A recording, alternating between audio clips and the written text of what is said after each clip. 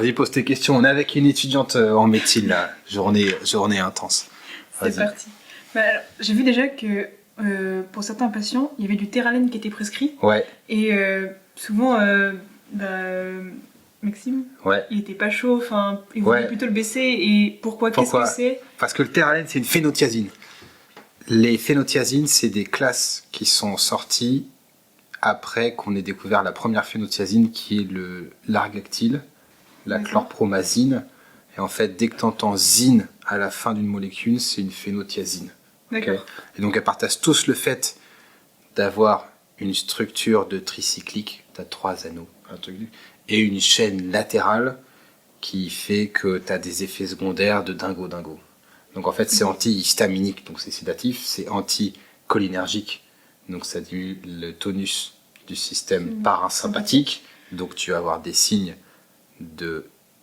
atropiniques, donc c'est tachycardisant, c'est asséchant au niveau des muqueuses, donc ça favorise les infections pulmonaires, et ça diminue la transmission cholinergique, donc c'est associé à des problématiques cognitives qui vont des troubles neurocognitifs légers jusqu'à des risques de démence. Ça fait aussi plus d'infections respiratoires parce que le tractus respiratoire est moins mobile et il y a moins de salive, et il y a aussi des infections urinaires parce que pour les mêmes raisons, ça constipe de ouf. Et donc en fait c'est une catastrophe en termes de tolérance ces trucs. Donc c'est pas un problème d'efficacité parce que ça marche, mais il y a ces problèmes-là, problèmes atropiniques, les problématiques de somnolence et les problématiques de poids, parce que ça peut donner faim, ça peut faire grossir, c'est diabétogène, c'est un désastre. Donc en fait on essaie de les baisser quand on peut parce que la tolérance elle est toute pourrie. Donc le Terralène, le tertian, c'est pareil, même souci. Donc quand tu fais du tertian à des gamins parce que ça a l'AMM, eh ben, c'est une cata. Donc c'est un bon exemple, on l'a parlé tout à l'heure, de l'AMM qui n'a absolument... L'AMM, ça juste dit, le labo a réussi à faire rentrer ça dans le Vidal, c'est tout. Il n'y a pas d'autre information, c'est le niveau de preuve le plus bas. Il suffit de faire 2 études qui marchent et t'es dans le Vidal. Tu peux faire 2 études qui marchent et 10 études qui ne marchent pas, t'es dans le Vidal quand même. Okay. Tu fais 2 études qui marchent et après, 30 ans plus tard, on se dit « Oulala, la tolérance est horrible !» Ça reste quand même dans le Vidal. Donc en fait, le Terralène, c'est juste à prescrire que quand tu peux pas faire autrement. Donc quand on peut, on essaye de le dégager. C'est notre petit combat. Et en plus, ça bloque la dopamine. Et du coup, sur l'humeur, c'est pas souvent une très bonne idée. Okay, donc, quand tu dis ça bloque la dopamine, tu es en train de parler de choses que tu comprends pas. Enfin, pas toi, mais on comprend pas trop. Mais c'est bien de simplifier, tu vois, ça fait quand même des modèles. Et c'est des neuroleptiques, des dopamines bloquants. Donc en fait, ça bloque la dopamine. Donc sur l'humeur, ça peut être dépressogène. Donc on a plein de patients qui sont passés de stade robot à stade bien. Tu en as vu 2-3 là. Où en fait, on a juste viré tout ça et ça va beaucoup mieux, quoi. Ok. Ouais. D'accord. Voilà. Donc, tout ce qui est Terralène tertian, au final, le but c'est de plus les prescrire au moins de nouveau et essayer de baisser. C'est ça. Ouais, c'est ça. Et si jamais tu as besoin de la molécule parce que ça marche sur l'agitation, etc., et ben t'essayes de prescrire autre chose. Moi, si j'ai un gamin qui a des problèmes de réaction impulsive avec des bursts émotionnels, machin, le tertian, c'est la dernière intention, quoi. C'est genre après de la clonidine, après du méthylphénidate, après du lithium, après plein de trucs, quoi. Parce que la tolérance, elle est toute dégueulasse. Ok. En fait, c'est plus efficace pour faire grossir le patient que pour diminuer les problématiques que tu cherches à traiter. Donc en fait, c'est pourri, quoi. D'accord. Alors en plus, tu as des gens ils sont angoissés, ils prennent du tertian, ils ont moins de capacité de raisonnement, et du coup ils se mettent dans des situations encore plus pourries, qui sont encore plus angoissantes. En fait, tu t'en sors pas, quoi. C'est juste un cercle vicieux. Ouais. Donc pour moi, c'est que si tu peux pas faire autrement. Et entre le tertian et les benzos, je préfère prendre des benzos. Donc chez les gamins, tu peux pas parce que le système sur lequel le benzo va agir n'est pas du tout le même que chez l'adulte. Donc ça marche beaucoup moins bien. Mais chez l'adulte, tu vois, entre une benzo et du tertian. Donc tu as toute une campagne de attention, pas de benzo plus de 3 semaines. Tu l'as, t'es étudiante, tu l'as entendu, ouais. Mais il n'y a pas de campagne de attention, pas de tertian, plus de 4 jours. Voilà. Ok. Voilà, c'est tout. Pourquoi ? Parce que le tertian, c'est un neuroleptique. Et du coup, il y a eu des nouveaux neuroleptiques qui sont sortis. Et ces problématiques, elles sont partagées par la majorité des neuroleptiques. Mais les labos, ils n'insistent pas sur ça. Et ils peuvent insister sur attention avec le tertian, attention avec les benzos. Donc tu vois, une des stratégies pour les labos de te vendre un nouveau médoc, ça peut être directement de dire le nouveau médoc est fabuleux, mais parfois ils peuvent pas forcément faire ça parce que c'est pas si fabuleux que ça. Par contre, ils peuvent dire attention, les anciens médocs qu'on pourrait mettre à la place sont extrêmement dangereux, n'ont pas la MM, et du coup tu as un trip avec les benzos sur ça. Ok, d'accord. Donc je te dis pas qu'il faut mettre des benzos à tout le monde, mais il faut faire gaffe avec le tertian aussi, quoi. Et du coup le teralène pareil. Et c'est pour ça qu'il faut prendre les DCI. Que quand tu as les DCI, tu as la classe. Quand t'entends, c'est un psychotrope et ça se termine par azine, chlorpromazine, chlorpromazine, alimimazine, siamémazine, tu vois de quoi ça parle, quoi. Ça marche. Voilà. J'avais une autre question. J'ai vu dans le dossier d'un patient qu'on pouvait lui proposer de la luminothérapie et ça m'a fait penser aussi à tout ce qui est sismothérapie, les électrochocs. C'est quoi l'intérêt? Est-ce que c'est vraiment efficace? Et est-ce qu'il vaut mieux faire en première intention des médicaments et après faire ces thérapies-là, ou est-ce que c'est tout aussi efficace que les médicaments? Alors, il n'y a pas plus efficace que la sismo. D'accord. Mais genre de très loin. C'est-à-dire que l'efficacité de la sismo sur les dépressions résistantes, c'est 60 à 70% de gens qui répondent. Donc là, c'est énorme. Hein. Okay. 60 à 70% de gens qui répondent. Faut traiter un patient sur 3 pour que ça marche, si je ne me trompe pas. Donc, c'est énorme. Okay. Alors que les médocs, dans la dépression résistante, si tu es à un patient sur 4 ou un patient sur 5 qui va mieux, t'es déjà très très très content. Donc ça marche juste mieux. Et sur les dépressions avec des caractéristiques psychotiques, donc ça ils sont dépressifs, et par-dessus il y a des caractéristiques psychotiques qui sont soit hallucinations, soit délire. Voilà. Ça c'est le B à bas de la passe là. Et sur ça c'est 90-95% de réponse. Donc ça marche de nique sa race. C'est sûr dans le sens où t'as des pays où on font ça sur des centenaires et les gens ne meurent pas. Le risque de décès est grosso modo celui de l'anesthésie générale, mais en moyenne, la tolérance, elle est bonne. Par rapport au médoc, il n'y a pas trop de doute que c'est mieux. Il y a des problèmes de logistique parce qu'il faut une anesthésie générale, il faut un anest, il faut un plateau technique avec tout le taram, il faut la machine. Donc en fait, le problème, c'est que les gens n'ont pas accès. C'est juste ça le truc. Okay. Ce qui fait que c'est pas plus précis, c'est que les gens n'ont pas accès. Il y a des problèmes de remboursement, et c'est pour les gens qui sont très graves, donc heureusement, il n'y en a pas beaucoup. Donc ça cible pas beaucoup de personnes, quoi. Et les effets secondaires qui gênent le plus, c'est au-delà des maux de tête, machin, ça peut entraîner des amnésies antérogrades. Donc en fait, les gens n'arrivent plus trop à se souvenir de ce qui s'est passé en péri-opératoire là. Et après, tu as des amnésies sur des éléments autobiographiques qui peuvent survenir. Mais ça, pour faire les études, c'est compliqué. Là, il y a un court décalage entre les études qui disent ça pose pas de soucis, et entre les patients qui disent putain, je me souviens plus du nom de mon premier enfant, de mon prof ou du village de vacances quand j'étais gamin, et ça me pose souci. Donc toi, il y a un petit delta. Mais ça reste un truc, c'est en train de disparaître, hein, mais ça reste un truc indispensable, quoi.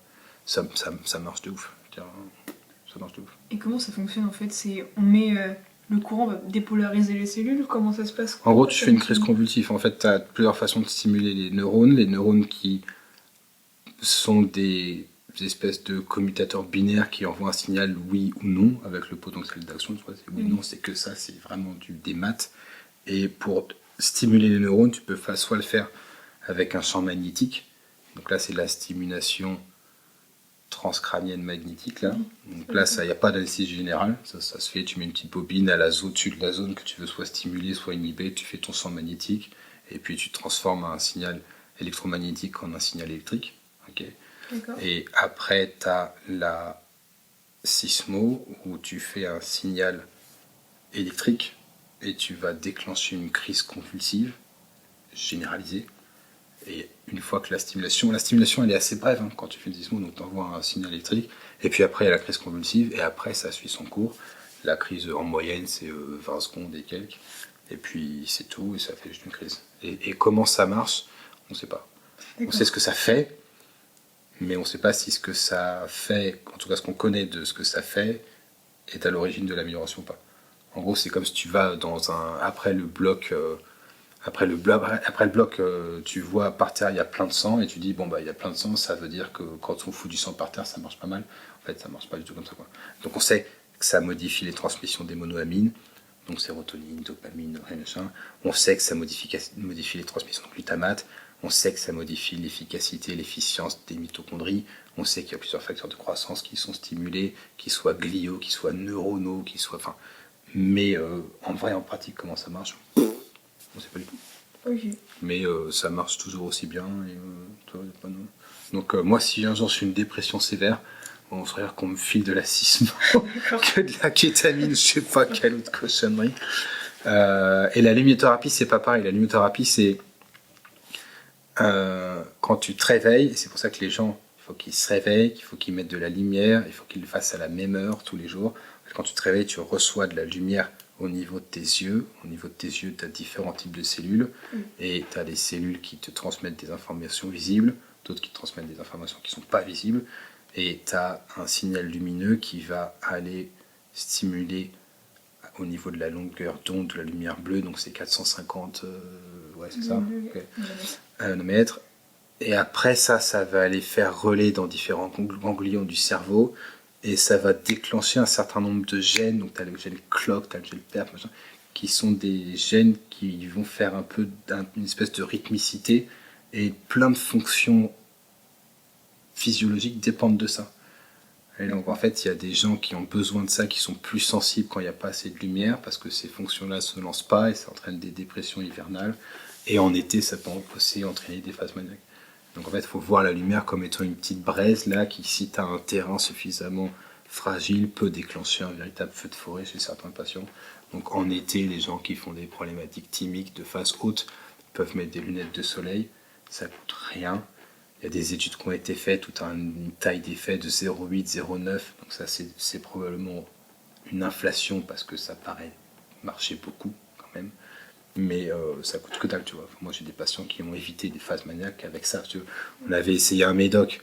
L'année dernière, ça marchait pas. On a essayé un médoc plus les lunettes de soleil, ils sont nickel. Alors, tu vas me dire, c'est pas une RCT, il y a plein d'autres choses. C'est un case report de un patient, espèce de crétin. Mais voilà, là. Et sur la dépression hivernale, la luminothérapie, il y a des gens chez lesquels ça marche. Hein, pas de souci. Donc, il y a une étude qui vient de sortir chez les ados où ça n'a pas fait du tout la différence avec le placebo. Donc, mais ça, c'est sorti il y a 4 jours. D'où l'idée de la formation médicale continue, parce qu'en fait, c'est à toi d'intégrer au fur et à mesure tes études, voir lesquelles sont sorties, voir lesquelles te concernent pas. Si tu attends les recommandations de la HAS, tu as 20 ans de retard. Au mieux, quand il y en a une, parce que tu vois, en psychiatrie, les dernières recommandations, je veux dire, il y en a une toutes les 20 ans, et le temps de faire les recos, en fait, ils sont déjà à la ramasse. Donc c'est une obligation de se former. C'était en cours. D'accord. Voilà. Et aussi, par rapport à la testostérone, vous avez dit que la testostérone, ça pouvait avoir un effet sur le moral. Ouais. C'est quoi? Enfin, pourquoi? Parce que, en fait, là, c'est pareil. Il y a des récepteurs aux stéroïdes sexuels, testostérone, œstrogène, mais aussi tous les dérivés d'hydrotestostérone et œstradiol, etc. Enfin, plein de trucs qui sont présents dans virtuellement toutes les cellules cérébrales. Okay. Et du coup, en fait, il y a pas de... Enfin, je pense que c'est un des trucs que les médecins en moyenne ne pigent pas. C'est pas le cerveau, la psy versus le reste. Il y a virtuellement aucune substance qui n'a pas un effet sur... qui n'a pas un aspect psychotropique. Okay. Donc, en fait, si tu prends un bêta-bloquant comme le bêtanolol, là, et ben... l'aténolol, pardon. Et ben, ça traverse pas la barrière hémato-encéphalique. Okay. Et du coup, on peut se dire, c'est faux, mais on peut se dire, bon, ben, ça n'agit pas sur le cerveau, ok. En fait, c'est plus compliqué parce que si ça agit sur des trucs qui vont faire relais dans le cerveau, ça peut de façon indirecte avoir un effet, mais ça rentre pas dans le cerveau, on peut dire que c'est bon. À partir du moment où c'est du gras, ça peut traverser la barrière hémato-encéphalique, okay, sans trop de difficulté, et du coup, tu as des statines qui peuvent traverser la barrière hémato-encéphalique, qui sont dans certaines études avec des propriétés antidépressives. Okay. Parce que si tes cellules ont une membrane cellulaire qui a une composition qui est un peu plus saine, et y a une transmission qui se produit qui est meilleure que si tu as plein de molécules de cholestérol ou d'acide gras, trans ou je sais pas quoi. Et donc en fait, les statines, c'est des psychotropes. Tu vois. Et du coup, les bêta-bloquants, c'est des psychotropes. Le propranolol, ça rentre dans le cerveau, Et tu as des antidépresseurs qui augmentent la noradrénaline, et du coup qui sont antidépresseurs. Et du coup, le propranolol, ça diminue le signal noradrénergique sur les récepteurs bêta, c'est un bêta bloquant. Et du coup, surprise, en fait, c'est dépressogène chez certaines personnes. Et du coup, en fait, tu peux pas juste apprendre le propranolol en disant c'est un antihypertenseur. C'est ce qui a été fait pour le mettre dans le Vidal. Mais c'est tout. Le mot antihypertenseur, il a été créé par le labo pour pouvoir faire l'étude. Okay. La vérité, c'est que c'est un bloqueur sur les récepteurs bêta qui est lipophile et du coup qui va bloquer les récepteurs bêta là où il y en a et d'autres récepteurs en fonction de la concentration qu'il y a parce que c'était bêta bloquant mais si tu as plus de concentration tu peux aller te lier sur d'autres récepteurs, sur les alpha et du coup en fait ça fait plein de trucs quoi. Et du coup la testostérone et les œstrogènes c'est des psychotropes, c'est la définition même des psychotropes, il y en a partout. Et du coup, ça peut faire des phases maniaques. Quand tu as trop de testostérone, les bodybuilders qui startonnent de testostérone, ils ont des effets secondaires de type psychiatrique qui sont massifs. Les femmes, quand il y a des fluctuations d'œstrogène avec les périodes menstruelles, il y en a qui sont sensibles et qui ont des conséquences, des effets secondaires psychiatriques de ça.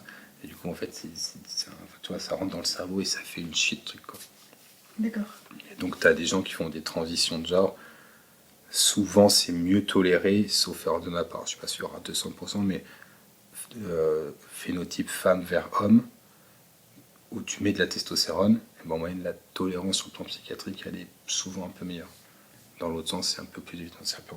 Mais tu vois, tu prends le Viagra, et ça marche chez les hommes et ça marche chez les femmes pour améliorer la fonction sexuelle. Tu vois, faut dire, parce que c'est pas un truc pour bander en fait, c'est un inhibiteur de la phosphodiesterase 5, il y en a aussi chez les femmes et puis ça passe. Donc tu es obligé d'apprendre les fonctionnements, sinon tu apprends les fonctions qui sont en fait définies par la première étude faite pour les avoir dans le Vidal, quoi. Donc en fait c'est largement insuffisant. Plus apprendre. Voilà, faut pas tunnel vision sur c'est contre la tension et le propranolol ça marche sur les tremblements, sur l'angoisse, sur la tension, sur les migraines, ça fait plein de trucs quoi. Ok. Voilà. Merci. J'avais une autre question surtout, c'était, enfin deux, mais une d'abord, sur le trouble bipolaire. Pour moi, en fait, ça fonctionne, c'est comme des cycles. Il y a des moments où on est très bien et des moments où ça va mal.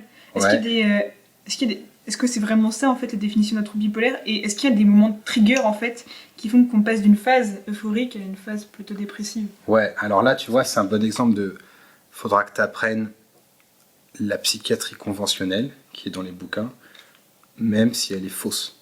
D'accord. Tu vois. Et en fait là ce que tu as appris, ce que tu vas apprendre c'est faux. Okay. Le trouble bipolaire c'est pas des phases euphoriques et des phases dépressives, c'est des gens qui ont des problématiques thymiques récurrente. Si tu fais 20 dépressions en 6 ans, avant on appelait ça maniaco-dépression, pas psychose maniaco-dépressive. On appelait ça maniaco-dépression parce qu'en fait il y avait des dépressions récurrentes et ça suffisait pour dire maniaco-dépressif. Okay, ça a été transformé en trouble bipolaire avec le DSM-3, qui est l'espèce de textbook qui sort avec les différents troubles psychiatriques qui sont décidés par des experts autour d'une table, comme ça. Donc des fois c'est bien et des fois c'est moins bien. Et donc là typiquement c'est un exemple de la classification met les patients en danger parce qu'elle est fausse. Et donc en fait, tel que tu l'apprends, c'est des cycles comme ça. C'est des phases maniaques si les gens sont hospitalisés ou très invalidés, des phases hypomanes s'ils ne sont pas invalidés ou très peu, ou pas hospitalisés. Il y a une notion de limite de temps. Pour la phase maniaque, ils ont dit 4 jours. La phase maniaque, tu vois, je les connais pas tellement sans branle en fait. La phase maniaque, ils ont mis 7 jours et la phase hypomane, ils ont mis 4 jours, ou l'inverse. Et en fait, ça a été décidé comme ça, de façon aléatoire, au pif. Tu vois, les mecs se sont dit, on va dire 7. C'est comme ça que la science psychiatrique s'est faite. Et après, il y a eu les études qui ont montré qu'en fait, si tu mets une limite à 2 jours, c'est les mêmes patients. Ils ont la même réponse, c'est les mêmes patients, et ils ont les mêmes antécédents, c'est le même truc. Et en fait, maintenant tu as des psychiatres qui te disent ouais, il était un peu haut, mais ça a duré que 24 heures, et du coup c'est pas classant. Mais en fait, cette limite-là, elle a été définie de façon complètement arbitraire, et on n'arrive pas à la remettre à jour. Parce que c'est des experts qui décident que, il suffit que les experts aiment pas ta tronche quand tu leur présentes l'étude, et hop, tu l'as dans le derrière, quoi. Okay, donc en fait, le trouble bipolaire, il faudra que tu l'apprennes tel qu'il est écrit dans le DSM, parce que c'est sur ça que sont passés tes examens. Mais en fait, pour plus tard, il faudra que tu te dises que à partir du moment où les gens font des récurrences de phases dépressives, qu'ils fassent des phases hautes de temps en temps ou pas n'est pas nécessaire. Ils sont extrêmement suspects. Okay, plus ça commence jeune, plus il y a des antécédents familiaux, plus il y a des addictions, plus les épisodes commencent brutalement et sont brefs, plus ça fait penser à un trouble bipolaire. Et en fait, la majorité des gens, ils font des phases dépressives bien avant de faire des phases maniaques. Donc dans ceux qu'on va voir, là, il y en a plein qui ont fait 20 ans de dépression, chelou, ou si on avait une autre définition, on aurait mis d'autres médocs avant, mais vu qu'on a une définition pourrie, on ne change pas. Il y a des fois où ils ont fait quelques heures ou 2-3 jours de phase d'excitation, mais vu qu'on a une définition, n'hésitez pas à une phase maniaque, ça passe à côté. Et en fait, il faut une grosse phase maniaque, on leur met un médoc, et puis ça va beaucoup mieux, et ils ont perdu 20 ans de leur vie, quoi. Donc en fait, c'est pas anodin, quoi. Donc en fait, les phases hautes, c'est pas des phases où il y a de l'euphorie. L'humeur n'a pas d'importance. Tu peux avoir une phase haute et être dépressif. Les phases hautes, c'est de l'énergie. Donc la définition du trouble, la maniaco-dépression, c'est des gens qui font des phases avec des moments d'énergie qui fluctuent avec ça, et d'autres périodes où ils sont complètement à plat. Et après, il y a des périodes où ils sont à un niveau d'énergie à peu près normal. Et donc les gens maniaques en phase euphorique, ils sont hospitalisés, ils sont maniaques, ils ont vu 4 psychiatres, tout le monde dit qu'ils sont maniaques, tu leur demandes c'est quoi votre symptôme, c'est quoi qui vous gêne le plus, et ils disent je suis triste, je suis dépressif. Parce que cette notion d'humeur, en fait, elle est complètement inutilisable. Okay, donc si tu vois qu'ils sont énergiques, qu'ils ne dorment pas, mais qu'ils font plein de trucs, tu n'arrives pas à les arrêter de parler, ça fuse, l'humeur n'a pas d'importance. Ils sont hauts, et si tu les vois, machin, ils sont bas, et c'est fini comme ça. Okay. Et du coup, à partir du moment où tu as un trouble bipolaire, et ben, normalement, tu as une espèce de zone tampon, tu vois. Ma femme me quitte, je gère, je vais moins bien, puis ça va mieux, je gagne au loto, je suis content, mais ça va mieux, et tu as l'humeur qui est censée rester à petit peu près dans ces zones-là. À partir du moment où tu as un trouble bipolaire, cette fonction entre d'autres ne marche pas, et du coup, tu peux vriller sur plein de trucs. Donc, tu gagnes au loto, tu es en phase haute, tu peux faire une dépression après des événements qui semblent anodins. Ça ne t'empêche pas de faire des dépressions après des événements qui semblent importants, et tu fais dans la majorité des cas des dépressions de nulle part. Tu vois. En moyenne, tu fais des dépressions. Donc au début, les gens disent parce qu'on peut toujours trouver une raison pour faire des dépressions. Il n'y a pas de souci. Tu vois, je veux dire, moi, je pourrais être plein de raisons. Hier, il a fait nuit. Ma femme en mange trop de tomates. J'en ai plus assez. Enfin, mais après un certain temps, les patients ils disent pas en fait non, je fais une dépression, mais là il y a 0 raison. Ça allait bien il y a 2 semaines, puis là ça a plu. Donc en fait, on cherche des raisons à tout. C'est humain. Mais troubles bipolaires, les gens font des dépressions sans raison. Okay. Peut être comme ça. Ça peut être comme ça. Faut pas chercher. D'accord. Comme tu peux faire une grippe ou je sais pas quoi. Tu vois. Donc tu as un terrain. Si tu es immunodéprimé, tu es plus à risque de faire des infections, mais tu vas pas chercher les causes de chaque. Est-ce que dans ces chiottes il y avait trop de trucs, non. Donc trouble bipolaire, c'est pareil. Tu as un terrain typiquement déprimé, tu peux vriller sur n'importe quoi. Donc tu as des femmes qui font tous les mois 5-6 jours de dépression parce qu'elles ont des fluctuations hormonales en lien avec leurs règles. Et celles-là, c'est soit qu'elles ont un syndrome prémenstruel ou un prémenstrual dysphoric disorder, tu vois, on a créé même un diagnostic pour ça, soit c'est des femmes qui ont un trouble bipolaire et qui ont le symptôme en question. Okay. Et tu vois, en psychiatrie, dès qu'il y a un trouble, on crée un diagnostic. Donc dans le DSM, on est à 500 ou 600 diagnostics. Comme ça. Donc si tu es angoissé de parler en public, ou si tu es angoissé parce que tu as peur des araignées, eh ben on a créé 2 troubles différents. C'est comme ça. Ça fait des gros bouquins de psychiatrie. Voilà. Ça raffinait pas trop gros. Ça dit quoi? Ça m'a le raffiné pas trop gros. Ouais, bah bon. Et ma dernière question, c'est par rapport aux troubles de l'attention. On a vu que le test c'était par la Ritaline, c'est ça? Que le test? On voit si la personne a vraiment des troubles de l'attention quand on prescrit un médicament, si ça va mieux ou pas. Non, c'est pas ça. J'ai mal compris. Ouais. Et en fait, je voulais savoir, c'est quoi la physio du médicament de cette Ritaline? C'est parfait. Le TDAH, c'est en train de faire un buzz complet, la TDAH. Je sais pas si tu sais un peu. Si. Tout le monde a un TDAH. Les prévalences de TDAH explosent. Et du coup, tu as des gens, ouais, c'est que tout le monde se diagnostique. Mais non, tu vois, tu as des pays où, après le Covid, le TDAH a doublé. La prévalence a doublé. Et on n'est pas passé de 0,01% à 0,02. On est passé de 3 à 6%. Donc, c'est massif. Okay. Il y a le Covid, qui est un virus avec un tropisme neuronal qui entraîne des syndromes neuropsychiatriques. C'est les syndromes neuropsychiatriques qui sont juste, les symptômes qui sont juste le plus présents après les symptômes ORL. D'accord. Okay. Donc en fait, il arrive dans la cervelle, il abîme un peu la barrière hémato-encéphalique, et du coup, tu as différentes personnes qui, ont encore un Covid long, que ce soit parce qu'ils ont un réservoir de Covid, ou parce que le Covid a abîmé des organes, ou alors parce que le Covid a entraîné une réponse inflammatoire, ou je sais pas quoi. Et ben en fait, le Covid a fait que ont explosé les troubles psychiatriques, quels qu'ils soient. Okay. Et donc là, c'est ce que je te disais tout à l'heure, il n'y a pas de différence entre le diabète et la psychiatrie. Le diabète, c'est une problématique énergétique. Il n'y a pas assez d'insuline qui rentre dans les cellules, de sucre qui rentre dans les cellules. L'insuline augmente, le sucre, les concentrations augmentent un peu, donc le sucre rentre plus facilement, l'insuline augmente. Et en fait, il n'y a juste pas assez d'énergie. Tu as de l'énergie qui se stocke sous forme de graisse, mais tu n'as pas assez de cellules, d'énergie à l'intérieur des cellules. Et les cellules de l'homme qui sont le plus dépendantes de l'énergie, c'est les neurones. Donc en fait, toutes les maladies où tu as des problématiques énergétiques, tu peux avoir des problématiques psychiatriques. Okay. Et donc le Covid a massacré le cerveau de pas mal de personnes. Okay. Et ça, c'est un élément qui fait aussi que les troubles psychiatriques augmentent.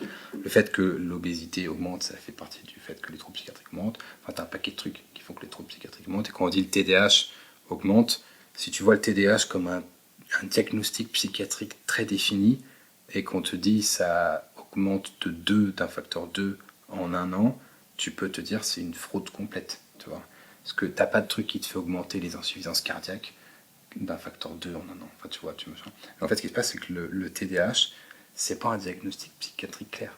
C'est des gens qui ont des problématiques attentionnelles, des problématiques d'inhibition motrice, tu vois, ils n'arrivent pas à rester en place, mais c'est pas nécessaire au diagnostic, tu vois, tu peux avoir juste un TDAH avec que des problématiques attentionnelles, et des gens qui ont des problématiques de régulation émotionnelle aussi. Mais ça, c'est présent dans virtuellement tout le DSM-5. Tu prends des patients atteints de diabète qui n'ont jamais été TDAH de leur vie, tu leur fais passer le questionnaire sur le TDAH, si tu enlèves le critère, ils ont dû avoir ça avant 7 ans, ou avant 12 ans, ce qui était le cas avant, mais là maintenant on parle de TDAH de l'adulte. Il y a plein de gens qui ont diagnostic de TDAH adulte, et en fait on n'a pas demandé à la famille avant, ou on a demandé mais la famille sait pas trop. Et en fait, c'est pas un TDAH au même titre qu'un gamin qui a un TDAH depuis 10 ans, tu vois. Est-ce que pour autant, il ne faut pas leur filer d'amphétamine? Moi, j'en sais rien. Tu vois, si tu as un diabète et que tu prends du méthylphénidate et que tu vas beaucoup mieux, ben franchement, à la limite, si c'est pas dans le diagnostic DSM, enfin, à la limite, on s'en branle un peu, tu vois. Mais du coup, en fait, c'est vraiment pas le diagnostic de TDAH qui explose, c'est le phénotype de problématiques attentionnelles et émotionnelles et d'impulsivité qui est en train d'exploser, et ça peut être expliqué par un paquet de trucs. Okay. À partir de là, le méthylphénidate, parce que dans le reste du monde, enfin pas partout, mais il y a les amphétamines, genre amphétamine, tu vois, les amphètes, hein, et le méthylphénidate qui a une structure qui est dérivée des amphétamines, mais c'est pas parce que ça a la même structure que c'est la même chose. D'accord, sinon tu t'en sors pas. Donc c'est bien d'avoir une idée des structures chimiques, mais il ne faut pas rester bloqué dessus. En fait, le méthylphénidate fait plein de trucs différemment des amphétamines, notamment le méthylphénidate. Il inhibe la recapture de la noradrénaline et la dopamine dans les synapses. Donc tu as tes deux neurones qui sont là, et il libère celui-là de la noradrénaline et de la dopamine. Ces deux neurotransmetteurs monoaminergiques se trimballent entre les deux, et il y a un système de capture pour éviter qu'il y en ait trop qui traînent. Okay, ça c'est pareil dans tous les systèmes humains, tu as une recapture qui se fait. Et du coup, à partir du moment où tu bloques la recapture, et ben, le signal sur l'autre neurone, il augmente. Okay, donc ça c'est un schéma où tu as deux neurones. C'est complètement faux, parce que en fait, chaque neurone, il synapse avec des milliers d'autres axones, et il y a des cellules gliales au milieu, donc ce truc est faux. Voilà, c'est simple, mais c'est complètement faux. Okay, c'est faux, mais ça permet de faire des bouquins entiers de pharmacos qui vont t'expliquer comment est-ce qu'il faut prescrire, parce que la dopamine c'est bien pour se concentrer. Mais la vérité c'est qu'on ne sait pas trop forcément comment ça marche. Okay, on sait que ça fait ça dans le cerveau et on se dit, bon, ben, c'est à peu près ça que ça donne. Ça marche un peu avec les modèles animaux aussi, mais il y a aussi des trucs qui déconnent un peu en augmentant la dopamine. Et c'est pas possible que la dopamine, ça modifie un peu le predictive processing. Ça, c'est... je sais pas si ça va te servir. En gros, l'idée, c'est que tu vois, là, moi, je te parle. Et si jamais les neurones doivent intégrer absolument toutes les infos qu'ils ont, à chaque seconde, tu es en train d'intégrer énormément d'informations et il faut tout trier. Et c'est une dépense énergétique de malade. Okay. Donc en fait, probablement que ce qui se passe, c'est que tes neurones font une espèce de flash des informations sensorielles, des informations visuelles que tu peux avoir, et tu n'enregistres que les choses qui sont différentes de ce que les neurones avaient prédit. Okay. Et donc c'est ça qui fait que tu arrives à entendre juste ce que je fais moi, et que t'as pas et que le bruit de fond là ou la lumière machin, t'as pas de concentration. Et la dopamine joue un rôle sur les capacités des neurones à prédire ce que tu vas voir et à détecter l'erreur qu'il peut y avoir. Okay. Bon là c'est en mode trip complet, mais en fait ça marche comme ça.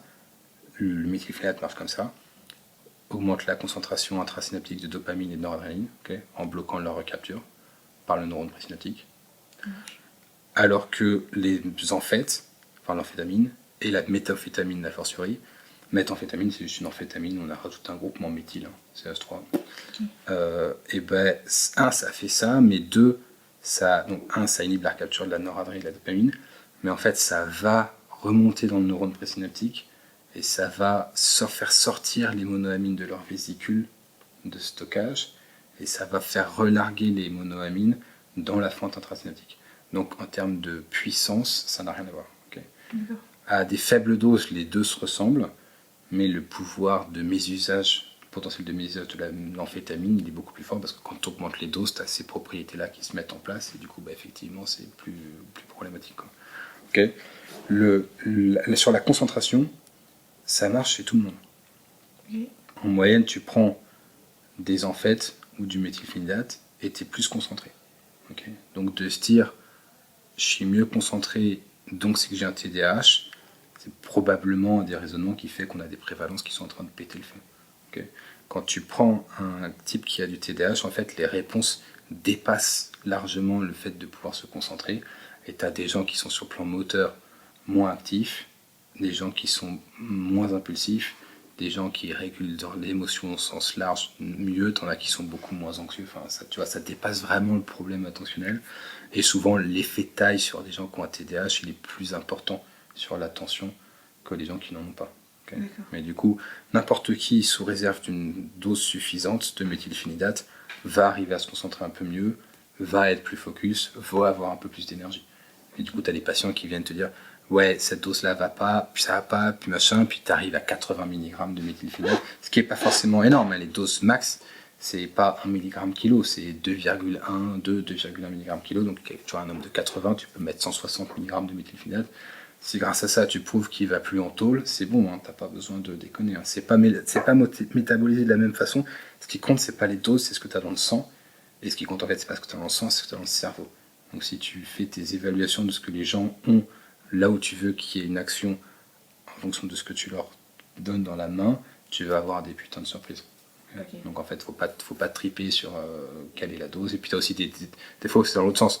Tu leur donnes 10 mg et puis ils ont des effets secondaires pas possibles et tu dis bah ils sont complètement hystériques, machin. Non, il y en a où de fait, tu vois, sur le 2D6, je sais pas si tu vois ce que c'est. Pas du tout. Bah, c'est une enzyme qui métabolise tes médocs, tu vois, qui fait que ça les élimine. Oui. Et ben, c'est une enzyme où la moitié le 7% des caucasiens, l'enzyme elle est ramollo. Donc des gens, tu leur files des médocs qui passent par cette enzyme et principalement par celle-là, et ben, ils vont avoir des effets secondaires beaucoup plus rapidement que les autres. Et ça, c'est 7% des patients. Okay. Un truc qui passe par ça, par exemple, c'est la codéine. Okay. Donc en fait, t'es médecin G, faut tout connaître. C'est l'enfer sur Terre. Et donc tu es censé connaître qu'il y a 7% des gens qui vont avoir une mauvaise réaction avec ta codéine. Et donc, les exemples, c'est vraiment ce que tu as dans le cerveau et pas ce que tu as dans le sang, pas ce que tu as dans la main, parce qu'il y a un décalage énorme, quoi. Les dérivations standards sur les concentrations plasmatiques en fonction des doses données, elles sont énormes. Donc, si tu adaptes ta dose en fonction du fait que les gens sont âgés ou pas, ce que tu fais, où en fait tu adaptes ta dose en fonction que tu traites un patient A ou un patient B, parce que la variabilité interpersonnelle, elle n'a rien à envier à la variabilité en termes d'âge. D'accord. Donc en fait, le diagnostic de TDAH, il est basé sur un ensemble de faisceaux de symptômes attentionnels, moteurs, émotionnels, mais aussi c'est un diagnostic d'exclusion, à mon avis, sur d'autres problématiques qui peuvent donner du TDAH, et donc typiquement sur les troubles thymiques, ou quelqu'un qui a des problématiques du spectre de la maniaco-dépression, il a des problématiques d'humeur qui font que la concentration n'est pas bonne. Et donc nous, une des spécialités du cabinet, c'est j'ai été diagnostiqué de TDAH, je prends de la Ritaline, l'humeur se dégrade, je me concentre pas mieux, et puis en fait j'arrête ça, je prends du lithium et je fais mieux, et parfois j'ai besoin de Ritaline, parfois j'ai pas besoin, mais ça se fait dans ce sens-là, tu vois. D'accord. Donc quand tu verras aux urgences que quelqu'un a un ensemble de faisceaux de symptômes, il ne faudra pas créer des diagnostics pour chaque symptôme, tu vois, tu devras regarder quels sont les diagnostics qui unifient le plus de symptômes possible, d'accord, c'est le principe de parcimonie, et si jamais quand quelqu'un arrive et que tu dis qu'il a une problématique de troubles anxieux, de TDAH, de dépression récurrente, et que tu n'as pas éliminé un trouble bipolaire, ben, tu passes à côté de... C'est comme si quelqu'un qui a un diabète, tu dis il a une problématique de polyurie, une problématique d'amaigrissement, une problématique de fatigue, et que tu donnes pour la fatigue des amphètes, pour les polyuries des couches, et pour l'amaigrissement de régime protéiné. C'est pas bon. Ça va. Voilà. Ça te va? C'est parfait. Merci C'était beaucoup. clair? C'est Ok. clair.